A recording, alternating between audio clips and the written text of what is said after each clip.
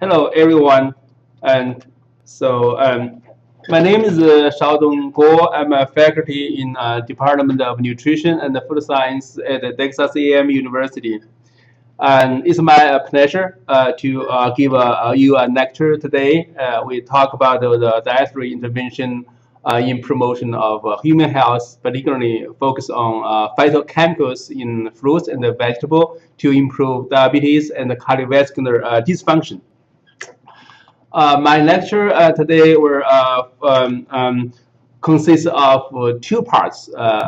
Each part will take 15 to 20 minutes.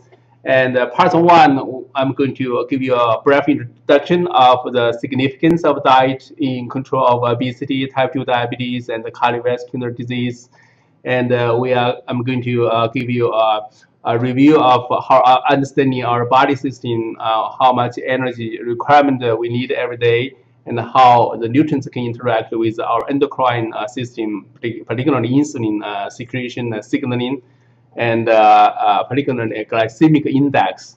And I'm going to talk about what we eat matters to our health very much, and focus on the fiber, and followed by phytochemicals. So in part two, I'm going to talk about the phytochemicals, and I'm going to mention some my research progress, particularly phytoestrogen in control of diabetes and the cardiovascular dysfunction.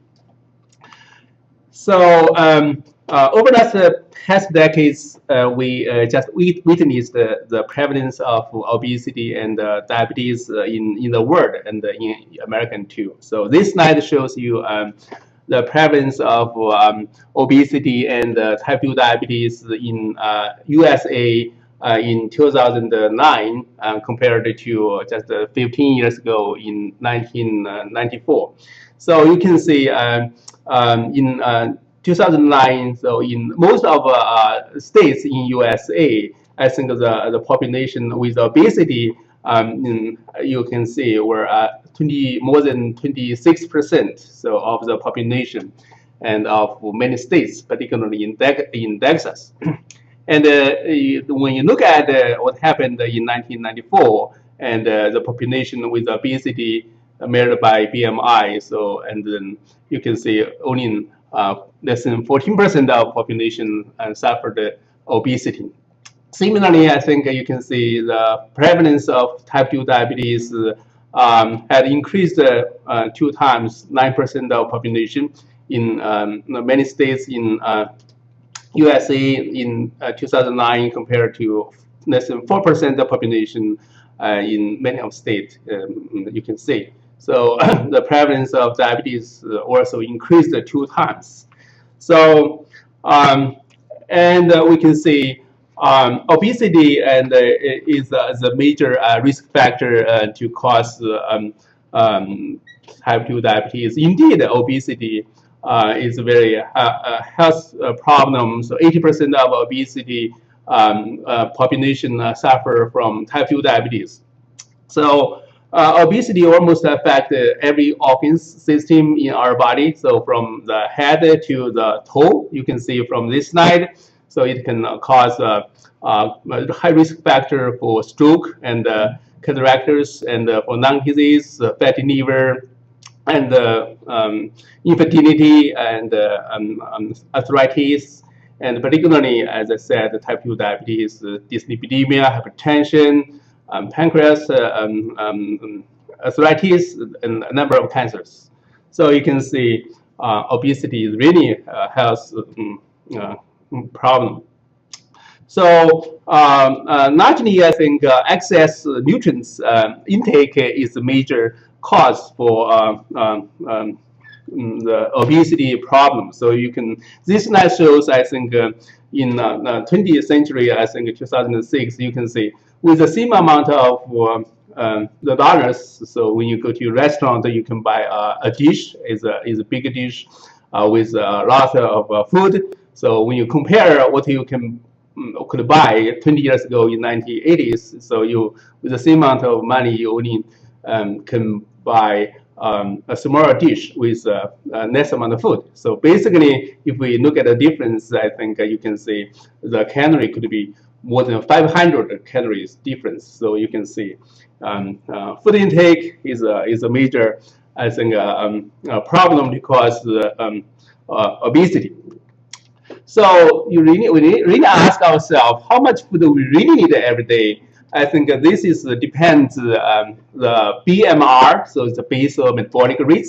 So this is here I showed you a formula. I think how to calculate your body BMR. So based on the age and gender and the height and the body weight. So it's for male and female. So basically, your daily energy requirement depends on the physical activity too. So this BMR will be times to a number that when you do exercise or do marathon, so it depends.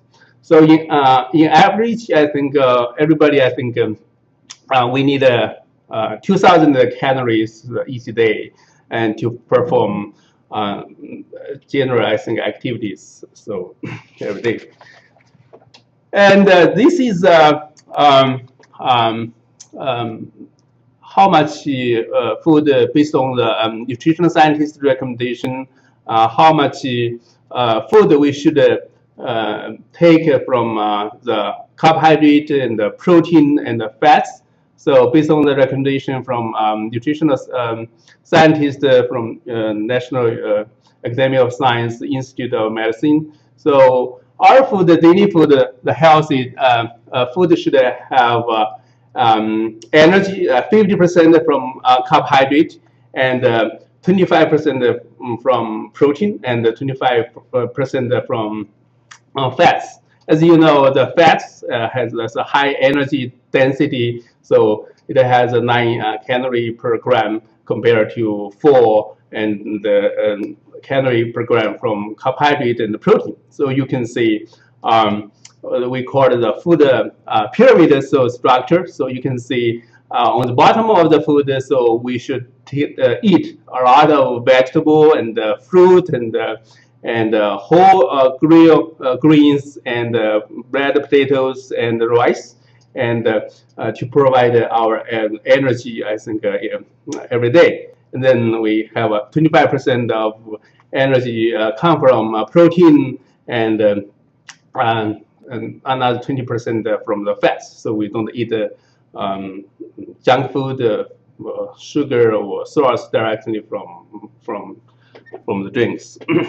So why this is so important? So to have a large amount of carbohydrate, energy from carbohydrates, and particularly from vegetable and foods, is because our body can respond to nutrients differently. So this, so I give you brief introduction because when you eat whatever carbohydrate, amino acid, fat, so in our body, so those kind of our blood glucose will be increased because the carbohydrate intake will increase blood glucose. And once blood glucose increase, I think our pancreas in the beta cells will secrete a hormone called insulin. So insulin is a master regulator for energy storage and growth when we eat. And insulin can promote glycogen synthesis in the liver, lipogenesis in the liver, glycogen synthesis and protein synthesis in the muscle, and lipid synthesis in the fat. Basically, insulin help the body to convert excess amount of glucose into the micronutrients, like into the glycogen and the lipids, so in the liver and the other tissues, to lower blood glucose. So that's why we eat a lot of carbohydrates. So and then our blood glucose is not that very high. So if without insulin, like insulin type 1 diabetes, they have dysfunction of pancreatic beta cells. So insulin beta cell is almost died, so dead, so it cannot function very well. So if there is no insulin, I think insulin, that's when you eat the food, the carbohydrate will be, glucose will be getting into the blood circulation, and then insulin cannot work, so the blood glucose is very high, and the energy cannot be stored as a glycogen and lipid in the tissues, so the body will suffer hyperglycemia, and the body cannot maintain very well, or homeostasis cannot maintain very well, and the body and the patient will die. They call it type 1 diabetes. So once insulin was discovered in 1920, 21, 23rd, so those type 1 diabetes patients were able to be treated. So you can see insulin is very important.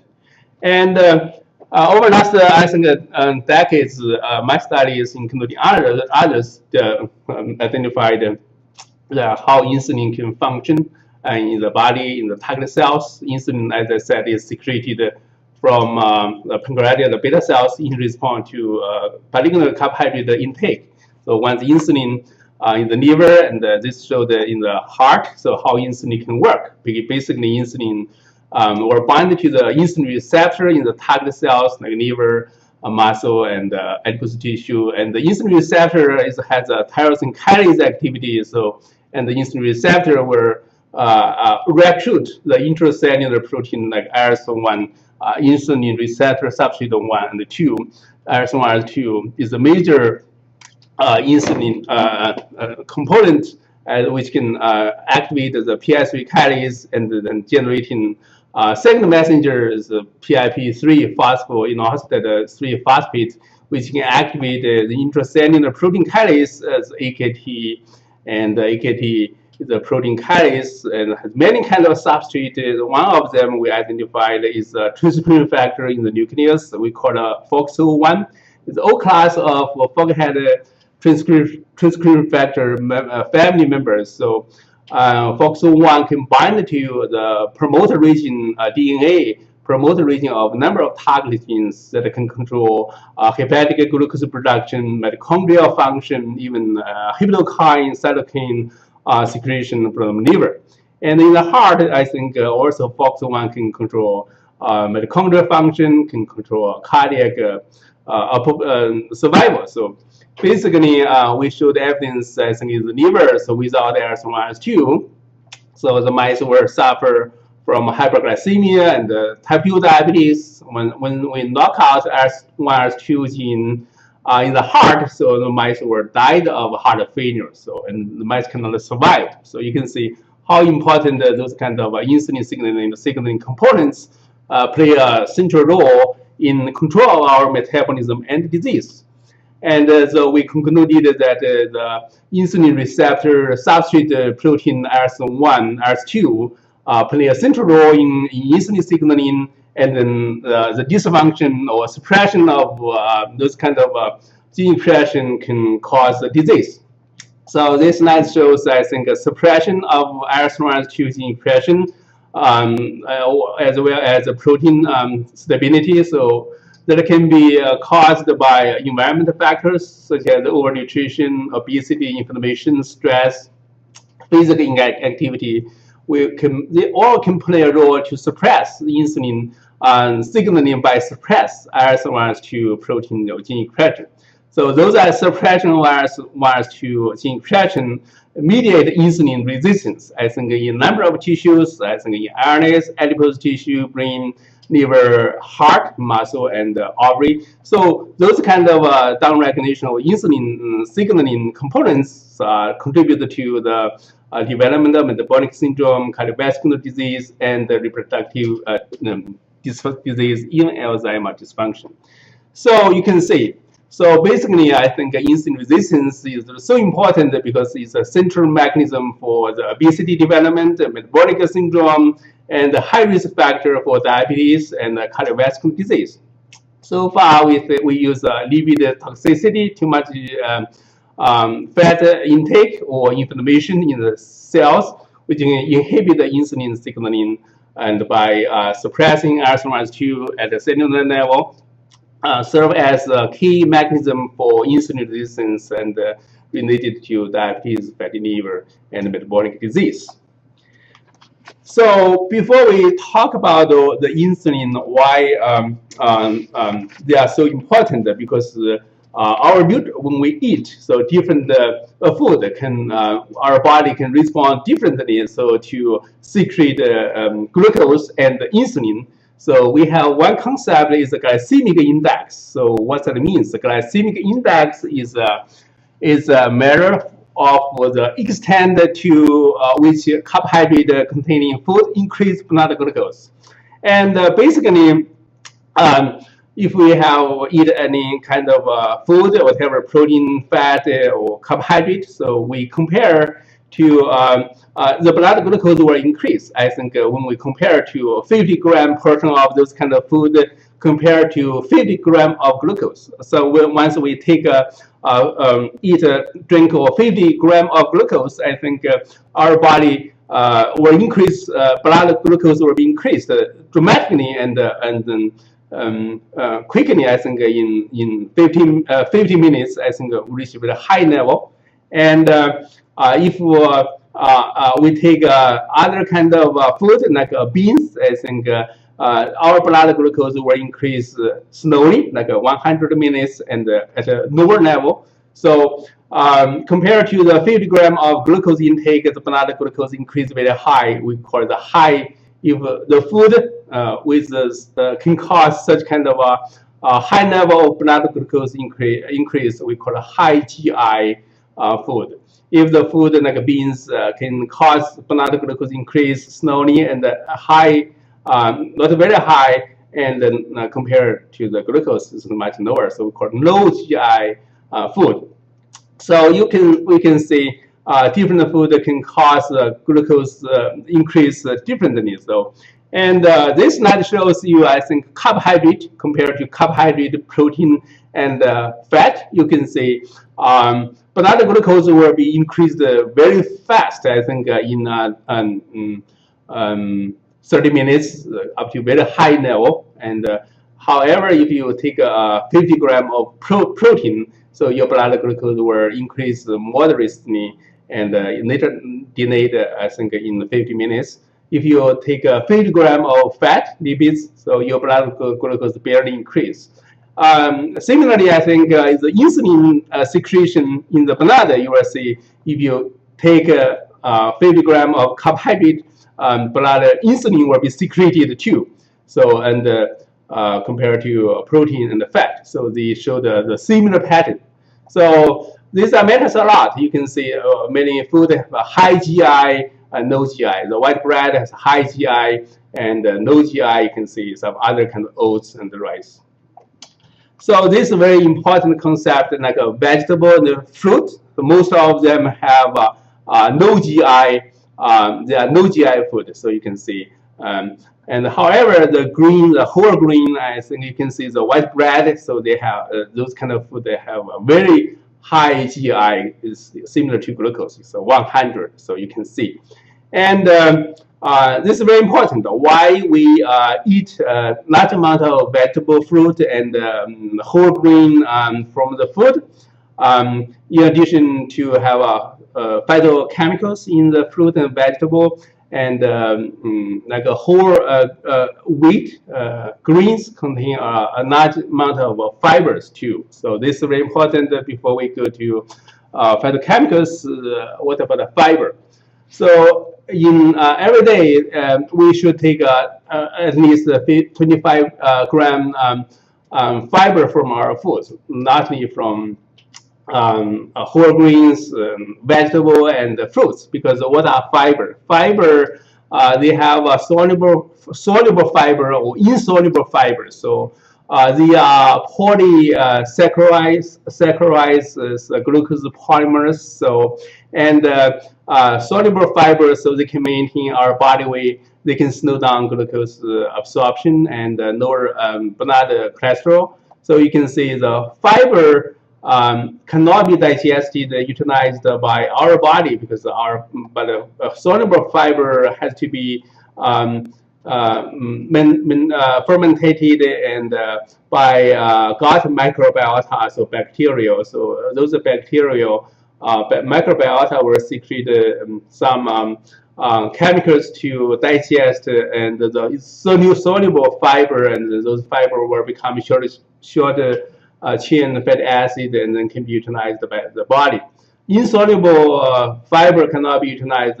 They will be secreted from as a feces and as a stool, and so. But they are very helpful to promote to prevent diarrhea and constipation. So they are both are very good for health.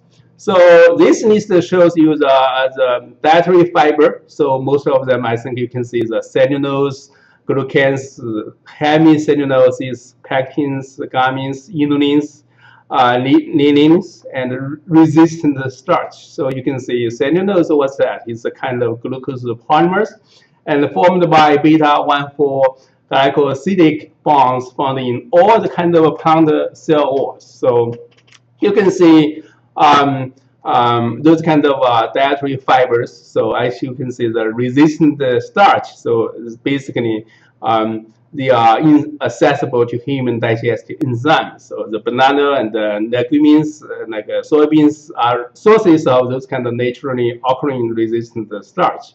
So so these are very very good for health.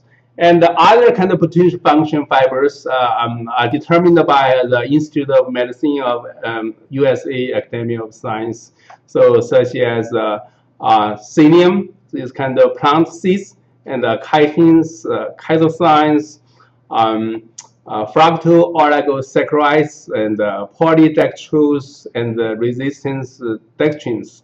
So those are the potential, I think, function fiber. So basically, total fiber is defined by the Institute of Medicine as a sum of dietary fiber and those kind of function fiber. So basically, they are. So this is the part one. So we talk about the food, so the why they are very important, and the vegetable and fruit. So we're going to talk about the phytochemicals in part two later.